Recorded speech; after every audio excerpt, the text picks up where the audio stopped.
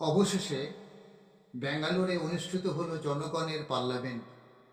কিন্তু কেন এই পার্লামেন্ট, কি তার অভিপ্রায় জানতে হলে ভিডিওটা স্কিপ না করে শেষ পর্যন্ত দেখতে হবে। আপনারা দেখছেন voice of Bengal YouTube channel. প্রত্যেককেই আমি আন্তরিক সংগ্রামী অভিনন্দন জানিয়ে আমি শামীম আক্তার উপস্থাপনা রাখছি। সারা দেশের অন্যতম বিশিষ্ট শিক্ষাবিদ, অধ্যাপক, স্কুল শিক্ষক, অভিভাবক ও সমাজের নানা স্তরের নানা পেশার সহস্রাধিক শিক্ষা অনুরাগী মানুষ মিলিত হলেন 24শে জানুয়ারি 2026 ব্যাঙ্গালোর শহরের প্রাণকেন্দ্রে Ramaiah Institute of Technology Apex শহরে। উদ্দেশ্য ছিল জনগণের পার্লামেন্টে অংশগ্রহণ করে জাতীয় শিক্ষানীতি 2020 বিকল্প দেশে একটি জনগণের শিক্ষানীতি গ্রহণ করা। এই বিকল্প শিক্ষানীতি প্রণয়নের ভাবনা আচমকা আসেনি।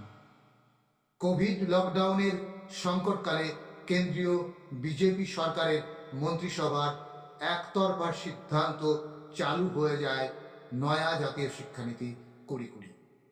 অথচ যা নিয়ে দেশের প্রতিষ্ঠিত শিক্ষাবিদদের সঙ্গে তো বটেই সংসদে কোনো আলোচনা হয়নি। তার 1 বছর আগে জাতীয় শিক্ষানীতির খসড়া প্রকাশিত হওয়ার পর তার যে সর্বনাশা রূপ প্রকাশ পেয়েছিল তা নিয়ে শিক্ষাবিদদের মধ্যে প্রবল প্রতিক্রিয়া দেখা যায়। বহু ব্যক্তি ও সংগঠন এই নীতির প্রতিবাদ করে সর্বনাশা দিকগুলি বাতিল করার দাবি জানিয়ে ইমেল ও চিঠি পাঠান। কিন্তু চূড়ান্ত শিক্ষানীতি প্রকাশের পর দেখা যায় কোনো দাবি, একটি সুপরামর্শ জাতীয় শিক্ষানীতিতে স্থান পায়নি। বরং শিক্ষার বেসরকারীকরণ, ব্যবসায়ীকরণ ও সাম্প্রদায়িকীকরণের পক্ষে আরও খোলাখুলি ওকালতি করা হয়েছে। সেই সময় কোভিড লকডাউনের মধ্যে all India safe education committee এই সর্বনাশা শিক্ষানীতির বিরুদ্ধে নানা উপায়ে প্রতিবাদে সব রকম মাধ্যম ব্যবহার করে। বিশেষ করে অনলাইন ওয়েবিনারের মাধ্যমে দেশের পতিতদশা শিক্ষাবিদদের মতামত সংগঠিত করে। লকডাউনের হাজার বিধিনিষেধের মধ্যেও সারা দেশে নানা ধরনের প্রতিবাদ সংগঠিত হতে থাকে। লকডাউন উঠে গেলে সেই আন্দোলন রাস্তায় নেমে আসে। সেই সব আন্দোলনের অভিজ্ঞতা ও শিক্ষাবিদদের সুচিন্তিত অভিমত একত্রিত করে দীর্ঘ 2 বছরের ধারাবাহিক আলাপ আলোচনার মধ্য দিয়ে গত 22শে মে 2025 এদেশের নবজাগরণের মহান পথিকৃৎ রাজারাম মোহন রায়ের জন্মদিনে দিল্লি, কলকাতা, ব্যাঙ্গালোর সহ দেশের 18টি রাজ্যের 21টি শহরে সাংবাদিক সম্মেলন করে প্রকাশ করা হয় খসড়া জনগণের শিক্ষানীতি। জনগণের শিক্ষানীতি 2025 অধ্যাপক সুখদেব থোরাট এর খসড়া সব স্তরের মানুষের পড়ার সুবিধার জন্য দেশের 12টি ভাষায় অনুবাদ করা হয়। সেই দিন থেকেই এই খসড়া নীতি জনগণের মতামতের জন্য কয়েক হাজার মানুষের কাছে পৌঁছে দেওয়া হয়। সেই সব মতামতকে গুরুত্ব সহ বিচার করে খসড়া নীতি উত্থাপন করা হলো 24শে জানুয়ারি জনগণের পার্লামেন্টে। জনগণের শিক্ষানীতি জনগণের দ্বারা বিকশিত হয়ে ওঠার এই প্রক্রিয়ার কথা সূচনায় উল্লেখ করেন all India safe education committee সাধারণ সম্পাদক, এদেশের শিক্ষা আন্দোলনের অন্যতম নেতা অধ্যাপক তরুণকান্তি নস্কর। কমিটির সভাপতি বিশিষ্ট সাংবাদিক ও লেখক প্রকাশ এন শাহ উদ্বোধনী ভাষণ দিতে আহ্বান জানান ইউজিসির পূর্বতন চেয়ারম্যান অধ্যাপক সুখদেব থোরাটকে। একে একে বক্তব্য রাখেন ভারত সরকারের তথ্য ও সংস্কৃতি মন্ত্রকের প্রাক্তন সচিব জওহর সরকার, মুম্বাই আইআইটির প্রাক্তন অধ্যাপক রাম পুরিয়ানি, দিল্লি বিশ্ববিদ্যালয়ের অধ্যাপক আদিত্য মুখার্জি, হাম্পি কন্নড় বিশ্ববিদ্যালয়ের উপাচার্য এ মুরিগেপ্পা, জেএনইউ এর প্রাক্তন অধ্যাপক অরুণ কুমার, অধ্যাপিকা আর মহালক্ষ্মী প্রমুখ। তারা প্রত্যেকেই নিজ নিজ বিশ্লেষণ অনুযায়ী দেখান কিভাবে ইতিমধ্যেই অবক্ষয়িত শিক্ষা ব্যবস্থার মধ্যে যতটুকু ধর্মনিরপেক্ষ, গণতান্ত্রিক, বৈজ্ঞানিক ধারণার অবশিষ্ট রয়েছে তাকেও নয়া জাতীয় শিক্ষানীতির মাধ্যমে কেন্দ্রীয় সরকার উপড়ে ফেলতে চাইছে। প্রত্যেক আলোচকই দেশের শিক্ষা সম্পর্কে, শিক্ষার ভবিষ্যৎ সম্পর্কে অত্যন্ত মূল্যবান বক্তব্য রেখেছেন এবং সকলেই জনগণের পার্লামেন্টে উপস্থিত সদস্যদের আগ্রহ ও একাগ্রতা দেখে আপ্লুত হয়েছেন। উদ্বোধনী সমাবেশে শেষ পর্বে পরবর্তী কার্যক্রমের জন্য জনগণের পার্লামেন্টে স্পিকার নির্বাচিত হন জওহরলাল নেহরু বিশ্ববিদ্যালয়ের প্রাক্তন অধ্যাপক সচিদানন্দ সিনহা। জনগণের শিক্ষানীতির 10টি মূল বিষয়ের জন্য 10টি অধিবেশনের জন্য নির্বাচিত হন 20 জন কো চেয়ারপারসন এবং চেয়ারপারসনদের মধ্যে ছিলেন প্রাক প্রাথমিক ও স্কুল শিক্ষা বিষয়ক সেশনে প্রাক্তন উপাচার্য সাংবাদিক প্রকাশ এন শাহ, অধ্যাপক রাম পুনিয়ানি, অধ্যাপক চন্দ্রশেখর চক্রবর্তী, উচ্চশিক্ষা বিদ্যালয় ব্যবস্থা ও গবেষণা বিষয়ক প্রাক্তন উপাচার্য এইচ রাজা সাহ, শিক্ষায় বৈষম্য দূরীকরণ বিষয়ে প্রাক্তন উপাচার্য অধ্যাপক এল জওহর নেশান সহ শিক্ষা বিষয় ও শিক্ষা প্রতিষ্ঠান পরিচালনায় অভিজ্ঞ ব্যক্তিবর্গ। তাদের সাহায্য করার জন্য নিয়োজিত হন 20 জন সহযোগী।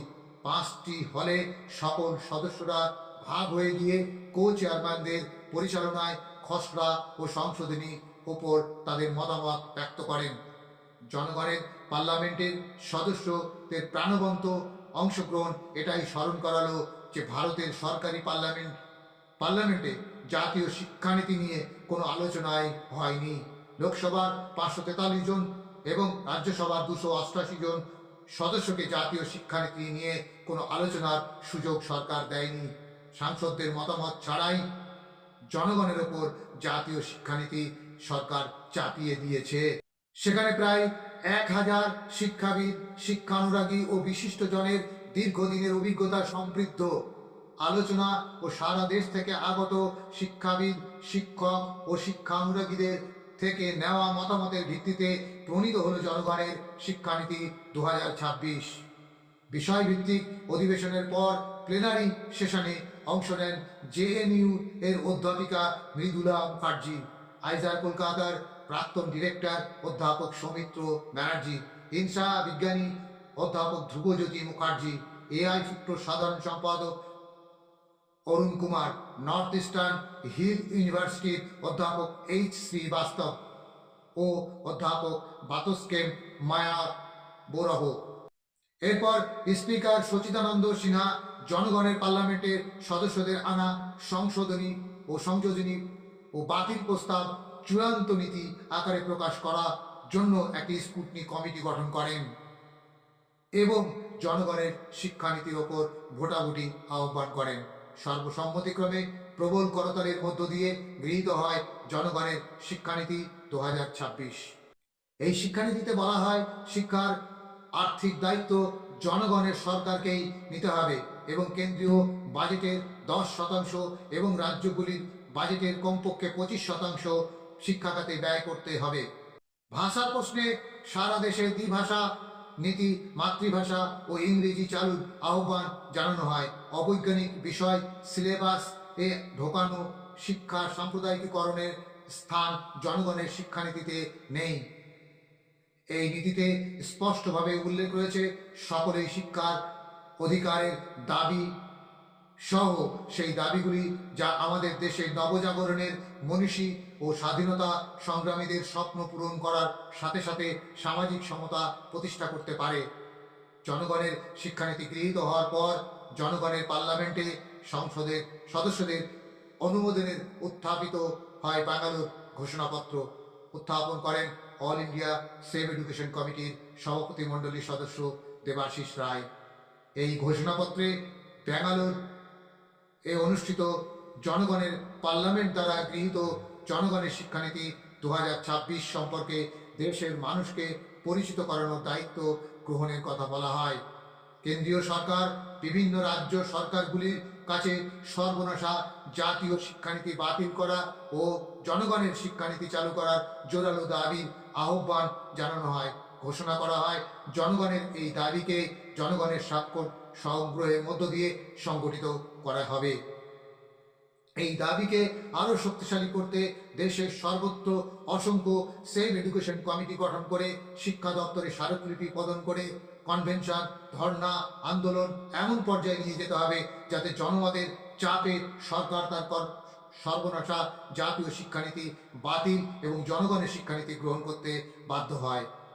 ব্যাঙ্গালোর ঘোষণাপত্র ভোটে গৃহীত হওয়ার মধ্য দিয়ে জনগণের পার্লামেন্টে প্লেনারি অধিবেশনের সমাপ্তি ঘোষণা করা হয় এবং সদস্যদের দীপ্ত স্লোগানের মধ্য দিয়ে ধ্বনিত হয়ে ওঠে আগামী দিনের বৃহত্তর শিক্ষা আন্দোলনের সূচনা।